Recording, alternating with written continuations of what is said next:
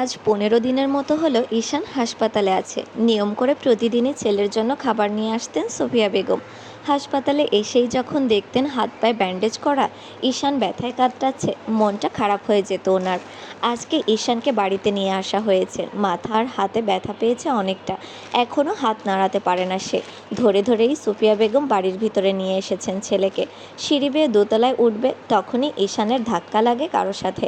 মুখ তুলে চাইলে দেখলো ওর সামনে ভ্রুকুচকে দাঁড়িয়ে থাকা ইয়াসকে। শুকনো ঢোক গিলল ঈশান, দাঁড়িয়ে পড়ল গিয়ে মায়ের পিছনে। ইয়াস এদিকে রেগেছে প্রচণ্ড, রক্তচক্ষু নিয়ে তাকিয়ে আছে ঈশানের দিকে। সুফিয়া বেগম ধমকের স্বরে বললেন ছেলেকে, হচ্ছেটা কি ইয়াস? ঈশান তোমার ভাই হয়। আমার চাহনিতে তোমার ছেলে ঝলসে যাবে না আম্মু। শার্টের হাত গোটাতে গোটাতে নিচে নামছে ইয়াস। তখনই কথাটা বলেছে সুফিয়া বেগমকে। দূরত্ব খুব বেশি নয়, তবুও ছেলে সম্পূর্ণ কথাটা বুঝতে পারেননি সুফিয়া বেগম। প্রশ্ন করলেন তাকে, কিছু বললে ইয়াস?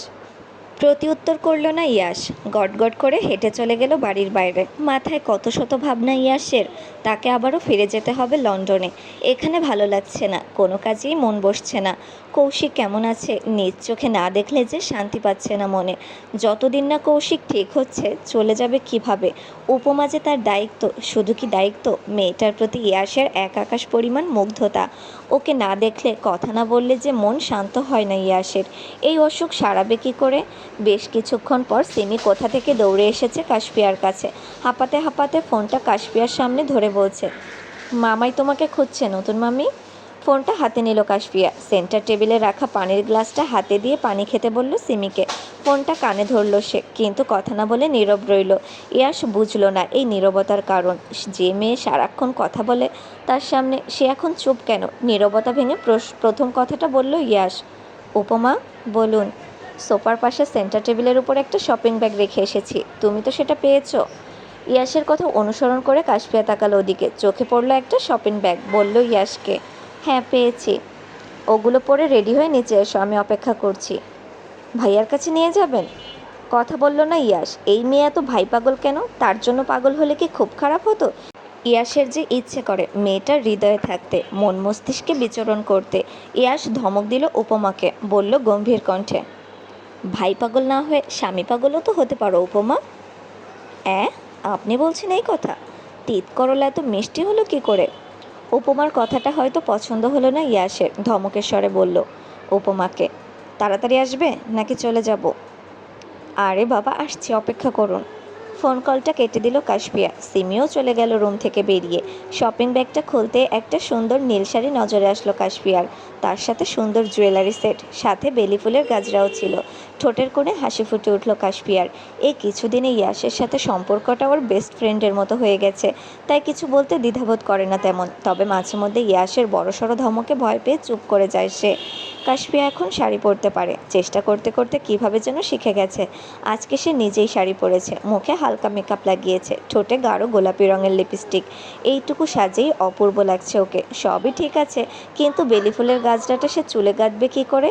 ফুলটা হাতে নিয়েই বেরিয়ে গেল কাশপিয়া। নিচে আসতেই সামনে পড়ল আফিয়া আর ইয়াসের আম্মু সুফিয়া বেগমের। চোখ রাঙিয়ে কাশপিয়ার দিকে তাকিয়ে আছেন মা মেয়ে দুজনে। আফিয়া কটমট কণ্ঠে বলছে কাশপিয়াকে, সেজে গুজে কোথায় যাওয়া হচ্ছে? প্রেমিকের সাথে দেখা করতে বুঝি? ভ্রু কুঁচকালেন সুফিয়া বেগম, রেগে বললেন মেয়েকে, কি হচ্ছে আফিয়া? ও তোমার ভাইয়ের বউ, এসব কথা মুখ থেকে বের করার সাহস পাও কোথায়?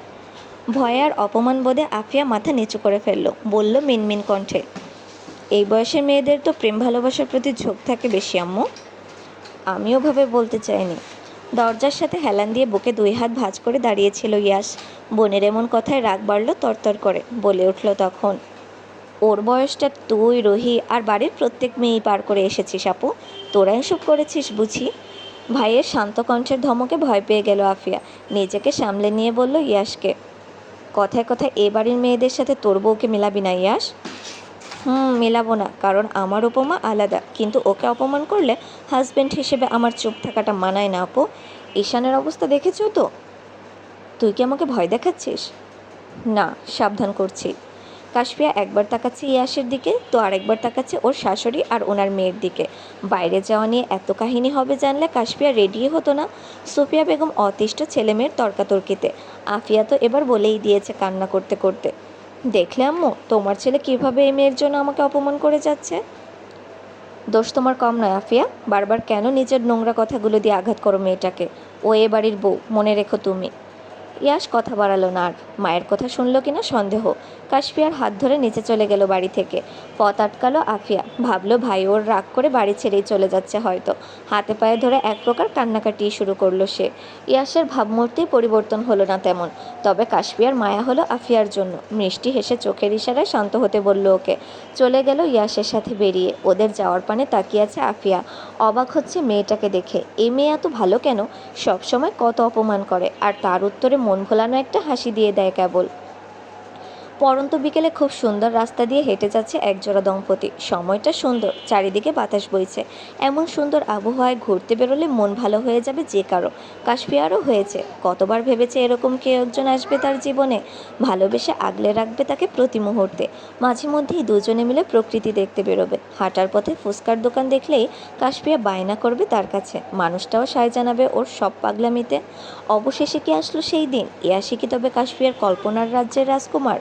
ইয়াসের ডাকে ভাবনার জগৎ থেকে বেরোলো কাশফিয়া। ফুলটাকে হাতে ঝুলিয়ে রাখার জন্য এই সুন্দর বেলি ফুল তোমার খোপাতেই মানায় উপমা। মুচকি হেসে ফুলের গাছড়াটা ইয়াসের দিকে বাড়িয়ে দিল কাশফিয়া। বলল ওটা গেঁথে দিতে তার চুলে। দেরি করলো না ইয়াস, কাশফিয়ার থেকে ফুলের গাছটাটা এনে ওর পিছনে গিয়ে সুন্দর মতো ক্লিপ দিয়ে আটকে দিল ওটা। কাশফিয়া ঘুরে তাকালো ইয়াসের মুখপানে। ধ্যান ধরে তাকিয়ে রইল ইয়াসের দিকে। আগের মতো আবারও বলে উঠল ইয়াস, এই মেয়ে কী ভাবছো এত? কিছুক্ষণ ইয়াসের দিকে তাকিয়ে বলল কাশফিয়া, ভাবছি তিত করলারূপী ইয়াস রায়হানের মধ্যে এত মিষ্টতা আসলো কীভাবে। ভ্রু কুচকালো ইয়াস। কাশফিয়ার মনে হলো ভুল করেছে সে। জিভ কেটে বলল, ভুল হয়েছে জনাব। কাশফিয়ার কথা বলার ধরন দেখে হাসলো ইয়াস। ওর হাত ধরে টেনে নিয়ে গেল কিছু দূরে থাকা দোকানটায়। খোলামেলা ছোট্ট দোকানটায় কত রকমের চুড়ি, নূপুর আর ফুলের গাছরা। কাশফিয়া বুঝলো ইয়াস এসব কিনে দেবে তাকে, তবুও বলল ইয়াসকে, আমাকে কিনে দেবেন বলে নিয়ে আসলেন বুঝি? হুম, তুমি পছন্দ করে দিবে, আমি অন্য কারোর জন্য নিব। হাসি মুখটা চুপসে গেল কাশফিয়ার। ইয়াস কি এই চুড়ি নূপুর রোহির জন্য কিনতে চাইছে? ভিতরে ভিতরে রাগ হলো কাশফিয়ার, তবুও বুঝতে দিল না ইয়াসকে। দুমুঠো কাচের চুড়ি নিয়েছে কাশফিয়া। ওগুলো আবার একটা মুখ ভেঙচি কেটে ইয়াসের হাতে ধরিয়ে দিয়েছে। এখানে দাঁড়িয়ে দাঁড়িয়ে ইয়াসকে অন্য কারোর জন্য গিফট কিনতে দেখতে রাগ লাগছে কাশফিয়ার। তাই সে মিথ্যে অজুহাত দেখিয়ে চলে গেছে কিছু দূরে দাঁড় করিয়ে রাখা ইয়াসের গাড়িটার কাছে। ইয়াস মুখ টিপে হাসছে কাশফিয়ার রাগ দেখে। গাড়ির সাথে হেলান দিয়ে দাঁড়িয়ে আছে কাশফিয়া।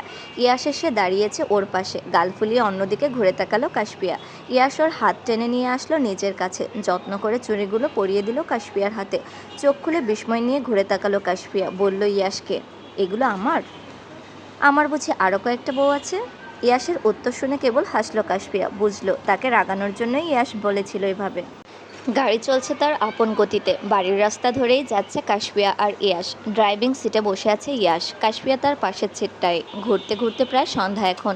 আজকে কাশফিয়ার মনটা অনেক ভালো। কতদিন পর এভাবে ঘুরলো জানা নেই তার। লাস্ট যখন কৌশিক এসেছিল কিছুদিনের জন্য দেশে, তখনই ভাইয়ের সাথে ঘুরে বেরিয়েছিল কাশফিয়া। আচ্ছা, ইয়াস কিভাবে জানে ওর পছন্দ অপছন্দ সম্পর্কে? ইয়াস যেমন ছেলে, এরকম জায়গায় ঘোরাঘুরি করা, ফুচকা খাওয়া বা ওই ছোট্ট দোকানটা থেকে গিফট কিনে কাশফিয়াকে দেওয়া, এইসব ওর সাথে যায় না বোধ হয়। তবে কি ইয়াস কাশফিয়ার জন্যই করলো এত কিছু? আনমনেই হাসলো কাশফিয়া। ভাবলো মনে মনে, সে যে নিজের সবটুকু দিয়ে ভালোবাসে ইয়াসকে, এটা কি ইয়াস জানে? জানে না হয়তো। আচ্ছা, ইয়াসও তাকে পছন্দ করে যেভাবে কাশফিয়া পছন্দ করে ইয়াসকে? বলে দেখবে একবার। মনটাকে শান্ত করতেই কাশফিয়া বলল ইয়াসকে, ভালোবাসেন আমাকে?